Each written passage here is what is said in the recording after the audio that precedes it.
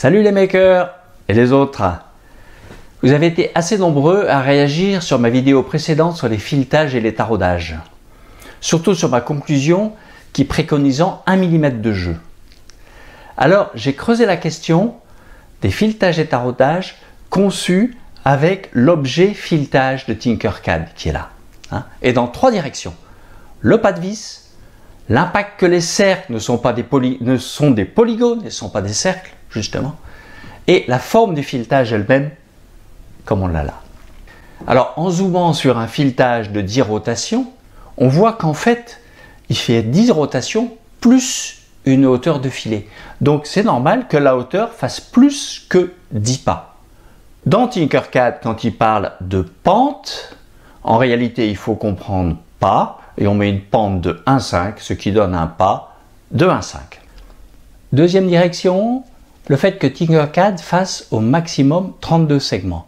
En gros, en exagérant, comme je l'ai fait là, l'idée c'est que si on essaie de faire entrer une vis ronde dans un écrou carré, ça ne marchera pas. Et en zoomant sur Tinkercad, on voit bien que les 32 segments sont inscrits dans le cercle du diamètre. Donc quand on veut faire une vis, c'est pas un problème, elle est plus petite que le cercle. Mais pour faire un taraudage, ça fait un taraudage trop petit et ça coince. Mais de combien? Alors ça se calcule. 32 segments, donc mon angle fait 1/32e de tour, la moitié de l'angle 1/64e, cosinus 2π sur 64 égale 0,995, je vous fais grâce des virgules, donc une erreur de 5 pour 1000. Pour une vis de 10, ça fait 50 microns d'erreur, c'est pas nul, mais bon, on cherche 1 mm. Troisième direction, la forme du filetage. Tinkercad fait des approximations simplificatrices. Alors, si on veut utiliser une vis métallique dans un filetage conçu avec Tinkercad, ça peut coincer.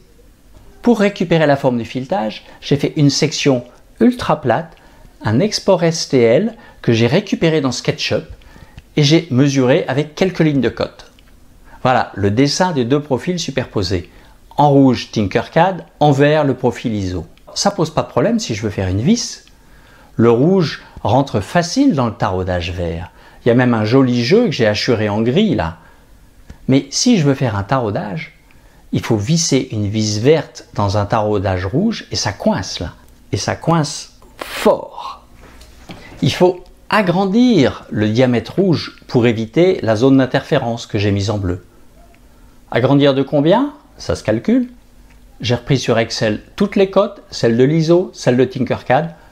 En gros, Excel me dit que pour rentrer une vis ISO dans un filetage Tinkercad, il faut augmenter le filetage de 13% en diamètre. Beaucoup. Mais si j'imprime une vis selon Tinkercad et un écrou selon Tinkercad, ça devrait aller mieux. Sauf que on se balade avec des niveaux de précision assez fins. J'ai mis sur le dessin là le profil d'une couche sortie de mon extrudeur avec une bûche de 0,4 et une épaisseur de 0,1. Ça fait des sacrées marges d'escalier. Excel me dit que si je veux un jeu entre vis et écrou d'une couche d'impression, en supposant que les escaliers soient à peu près alignés, il faut augmenter le diamètre du taraudage de 12%. Bon, belle théorie.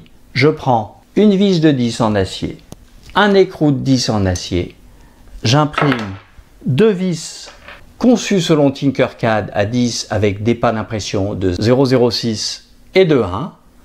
J'imprime des écrous, ils sont tous là, de 10,2, 10,4, 10,6, 17, 18, 11, 11,3, 11,6 en 0,1 et en couche de 60 microns. Et j'essaye tout ça. Bilan des courses, comme calculé, si on entre une vis imprimée, n'importe laquelle, dans un écrou en acier, ça se passe très bien.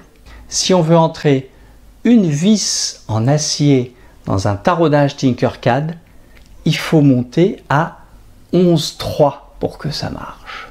Et si on veut entrer une vis imprimée dans un écrou imprimé, il faut laisser pas mal de jeu, de l'ordre de 2 couches par filetage. Vous avez là le tableau. Et ça donne la règle suivante. Vis acier dans filetage Tinkercad, ajouter 13% au diamètre.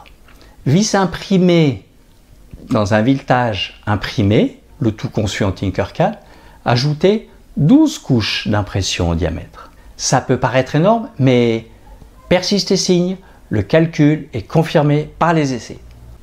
Alors, tout ça c'est bien, c'est valable pour ceux qui veulent le faire comme je l'ai fait à la fainéante en utilisant le même objet filetage de Tinkercad pour faire à la fois la vis et à la fois l'écrou. Pour les plus courageux, il y a tout au bout de la page 6 là, des objets spécifiques, un objet filetage sur lequel on peut paramétrer la hauteur de chaque creux, la hauteur de chaque pas, les diamètres. C'est un peu plus compliqué, mais ça marche très bien. Et là, avec ce filetage, on peut reproduire de plus près l'ISO et donc avoir une vis avec beaucoup moins de jeu. Je ne sais pas si ça marche mieux, c'est plus compliqué. Je vous laisse expérimenter. À bientôt. Et voilà, et si ça vous a plu, n'hésitez pas à mettre un petit pouce là en bas, à vous abonner à ma chaîne là-haut, ou à me suivre sur n'importe quel autre média. Vous avez là toutes mes coordonnées. À bientôt.